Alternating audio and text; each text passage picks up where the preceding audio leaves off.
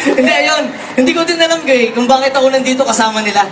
Hindi ko din alam kasi, ayan, nagpapasalamat ako syempre sa pagtitiwanan ng Salto dahil ito mga idol ko eh. Dati nandyan lang ako eh. Sino backyard po dito? Sino backyard? Taas muna kamay. Taas muna kamay. Ayun, balikan natin yung sinabi ni Sir. Ni Sir kanina, no, na dapat supportive talaga yung mga misis natin. No, kasi hindi tayo aandar eh. Hindi tayo aandar kapag yung may bigat sa pakiramdam natin, no. So paano ba mangyayari na yung misis po natin is supportive po sa atin? Dapat meron po tayong tinatrack, no. Meron po tayong tinatrack na goal. Ako po sa lahat po nila, idol ko po lahat sila. Meron na po sila napatunayan na sobrang dami ng champions. Ayan po, lahat po yan, champions, alas po ng Salto yan. Ako po, nangangarap po na yung panahon na maging niya, hawakan ko din po yung alas ng Salto na tinatawag. Dati po, nandyan din ako sa posisyon nyo eh.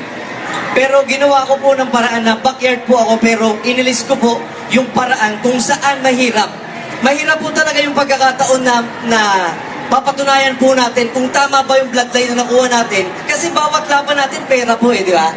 So kung wala tayong pera, paano po natin masusustain yung sinasabi po ng mga legend, di ba? Hindi po tayo pare-pares ang pinagmulan. Di ba? Kaya hindi po natin pwedeng husgahan kung ano ka lang ngayon. So dati